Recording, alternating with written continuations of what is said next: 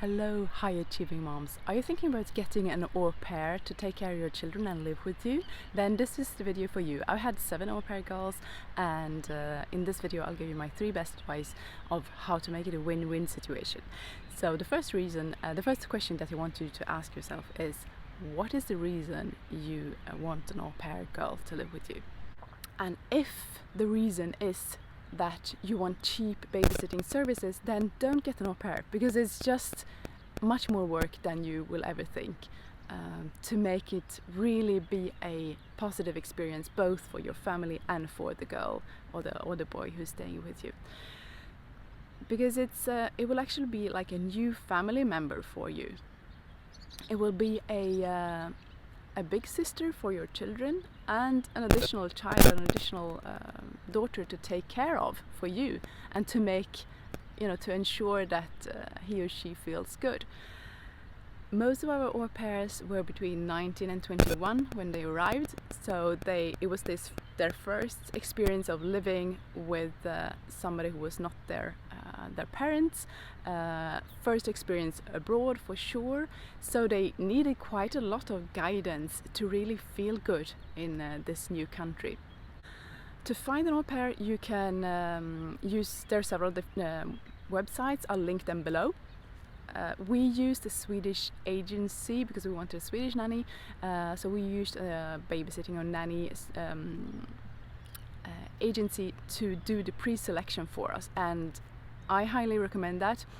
But you can also find an au pair just yourself on websites, just inserting your profile on any of the websites that I will link below.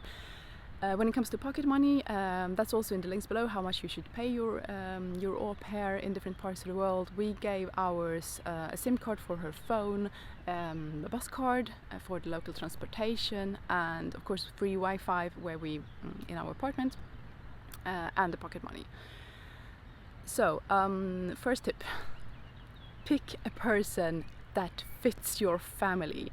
So really think about what type of person would fit into your family. So we picked au pairs that were talkative and open and as extrovert as possible, because we found that to be easier, mainly because of my husband not being fluent really in Swedish, and so then it was just much more easy if the au pair would be like a talkative one and not just say a few words, and he would start thinking, okay, I did something wrong, or so talkative was good for us. A lot of energy was good for us, energetic, that would not get tired easily, because my kids are rather have lots of energy. Sporty was also something important for us, that she would come with us if we did any sport activities outside. And she had to be okay with us having a quite almost vegetarian diet at home, so that's also something you want to agree on. Second point is listen and improve. So I had monthly meetings with my au pairs. We call them a development chat. So just to check in on her, although we chatted every day because we lived in the same household, but it was useful just to sit down half an hour to go through all of her tasks and how she was feeling about her situation.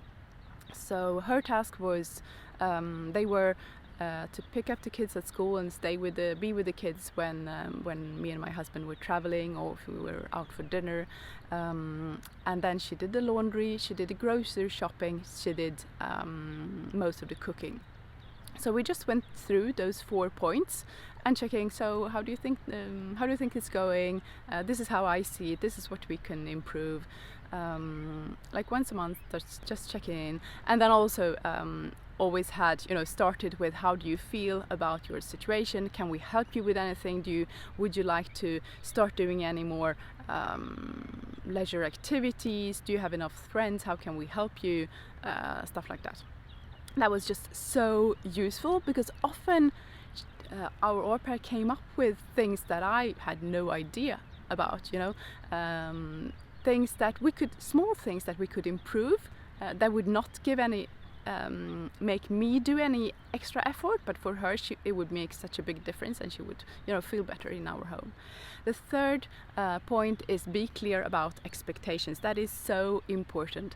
Of course, your au pair will have totally different habits than your family because she comes from a different family, and so I made lists about what she should do, like weekly and monthly, so that it was clear what I expected from her. And then during our monthly chats we talked about you know, how to improve, or if she had any questions, or if I saw something that I wanted her to do differently. So if you're ready to get a new family member for your family to stay with you and be a big sister for your kids, then I wish you the best of lucks, because it's a wonderful thing to have an au pair to stay with you. Most of our au pairs, we meet them regularly, and it's just wonderful to feel that my children actually have big sisters in different parts of the world. So wish you good luck with your au pair girls, and all the best. Have a wonderful day.